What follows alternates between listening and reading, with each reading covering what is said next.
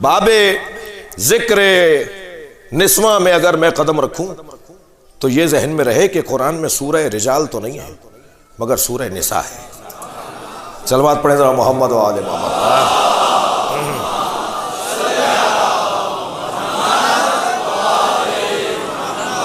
لہذا اللہ نے ارشاد فرمایا من عمل صالحا من ذکر او انثی، جو بھی اچھا کام کرے گا چاہے وہ مرد ہو یا عورت،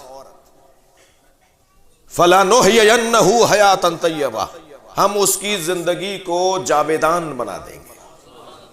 وہ مر بھی جائے گا یا مر بھی جائے گی تب بھی ہم اسے زندہ رکھیں گے۔ اس کی قبر لوگوں کو ہدایت دے گی، اس کا ذکر لوگوں کو زندگی بخشے گا، اس کی یاد قافلوں کو بڑھاتی رہے گی، اس کی وجہ سے لوگ جینے کا لطف پائیں گے، مرنے کا ذائقہ سمجھیں گے، ہم اس کی حیات کو جاویدان کر دیں گے،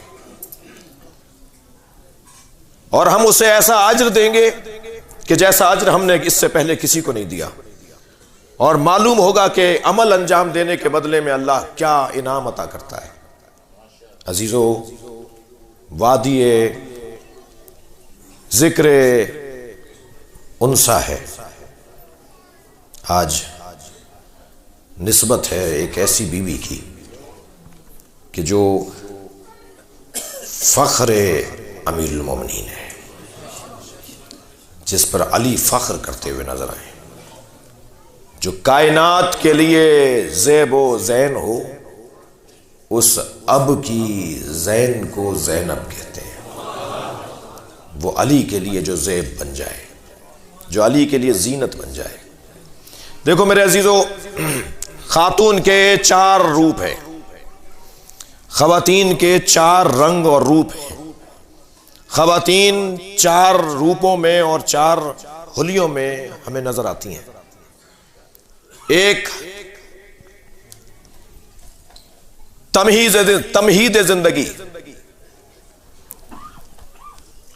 ایک اصل زندگی، ایک نتیجہ زندگی، اور ایک حسن زندگی۔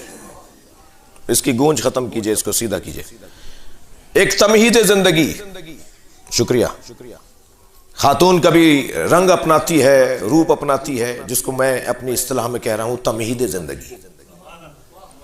خاتون کا جب حلیہ تبدیل ہوتا ہے تو وہ ایک اور رنگ اپناتی ہے، اور وہ ہے اصل زندگی۔ پھر اور آگے بڑھتی ہے تو وہ ہے نتیجہ زندگی، اور پھر ایک ایسا مرحلہ بھی ہے کہ جو ہے حسن زندگی۔ وہ جو تمہید زندگی ہے اسے بیٹی کہتے ہیں، جسے دیکھ کر جینے کا دل کرے، جس کی وجہ سے زندگی گزارنے کا شوق بڑھے۔ تھکا ماندہ گھر میں پہنچا اور بیٹی کو دیکھ کر ساری تکان دور۔ ایک صاحب کے چھٹی بیٹی ہوئی تو وہ لڈو بانٹ رہے تھے، کسی نے کہا صاحب یہاں تو پہلی بیٹی ہو جائے تو گردن لٹک جاتی ہے، اور بیٹا ہو تو لڈو بانٹتے ہیں، آپ کے چھٹی بیٹی ہو رہی ہے اور آپ لڈو بانٹ رہے ہیں۔ کہنے لگے میری تو اور بھی اللہ سے دعا ہے کہ اب بھی مجھے اولاد ملے تو وہ بیٹی ہی ملے۔ کہنے لگے بھائی ماجرا کیا ہے، تمہاری سوچ تو کچھ مختلف لگتی ہے۔ کہنے لگے توجہ چاہوں گا، کہنے لگے جی بیٹھ جائیے بیٹھ جائیے۔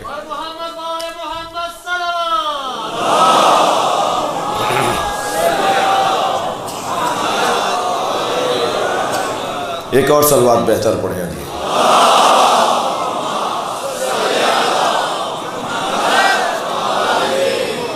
اس سے بہتر اور بلند صلوات پڑھیں۔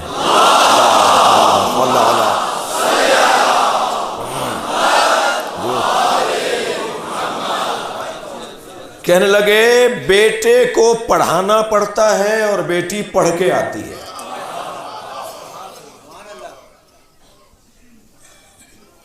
آپ کبھی گھر میں جائیے، بیٹا بھی ہو اور بیٹی بھی ہو آپ کے، تو آپ نے گھر میں داخل ہوتے کے ساتھ ہی جب آواز لگائی تو فرزند ارجمند بیٹے صاحب، آج کل کی بات کر رہا ہوں، موبائل میں کچھ کر رہے ہیں، اب میں نے یہ کچھ کر رہے ہیں جان بوجھ کے کہا ہے، موبائل میں کچھ مصروف عمل ہے، ابا کو دیکھ کر بس بڑی مہربانی فرمائی کے سلام کر لیا، اور بیٹی نے سارے کام چھوڑ کر ابا سے لپٹنا شروع کیا۔ ہاتھ سے بیگ لے گی، ہاتھ سے سامان لے گی، کوشش کرے گی جوتے اتار دے، لپٹے گی، چپٹے گی، بات کرے گی۔ یہ کس نے سکھایا ہے اس کو؟ بیٹے کو کس نے منع کیا تھا؟ بیٹی اخلاقیات، رافت، محبت، حسن، جمال، مودت لے کر آتی ہے۔ حضرت ابراہیم جیسے دعا کر رہے ہیں، یا اللہ مجھے بیٹی عطا فرما۔ سرکار دو جہاں کو اللہ نے اگر کچھ دیا ہے تو اسے بیٹی کہا جاتا ہے۔ جی بہت کچھ دیا ہے، مگر سب کچھ دینے کے بعد بھی اللہ نے نہیں کہا کہ ہم نے تمہیں عطا کر دیا کوثر۔ بیٹی دے کے کہا کہ ہم نے تمہیں خیر ہی خیر دے دی۔ اللہ کی عطائیں ساری ایک طرف اور سیدہ ایک طرف۔ اللہ اکبر۔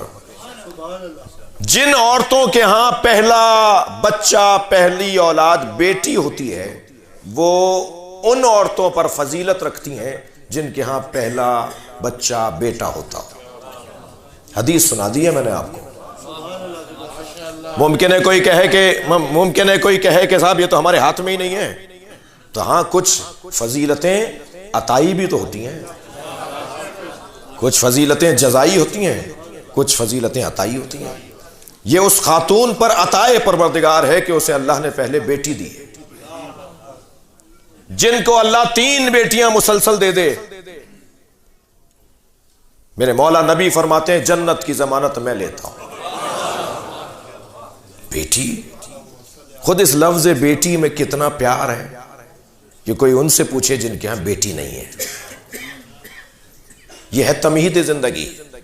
جینے کا مزہ آتا ہے، جینے کے لیے کا شوق بڑھتا ہے کہ ابھی اور مجھے زندہ رہنا ہے، مجھے بیٹی ملی ہے۔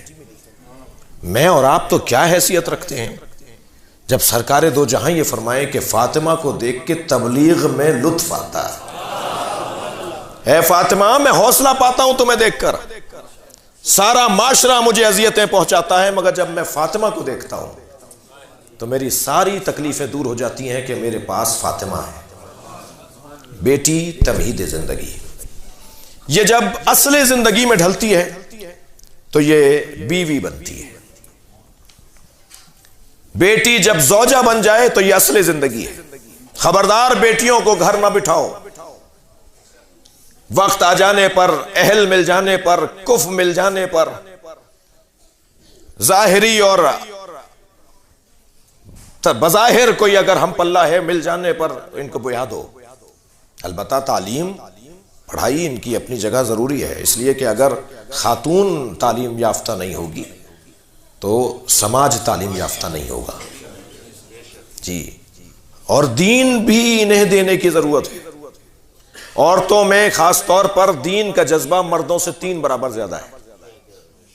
اگر میری بات روشن نہ ہو تو مثال دوں، میں تو 3 مجلسوں کے بعد تھک جاتا ہوں، یہ سارے دن مجلس ایک گھر سے دوسرے گھر میں، دوسرے گھر سے تیسرے گھر میں، اور اس کے بعد بھی گھر آ کر کہتی ہیں ایک مجلس رہ گئی ہے وہ کر کے آ جاؤں۔ جی، نمازوں میں زیادہ، مناجات میں زیادہ، زیارات پہ زیادہ، مصلی پہ زیادہ، مجلس میں زیادہ اگر کوئی نظر آتا ہے تو وہ خاتون نظر آتی ہے، اس لیے کہ اس کے اندر دین کا جذبہ زیادہ ہے۔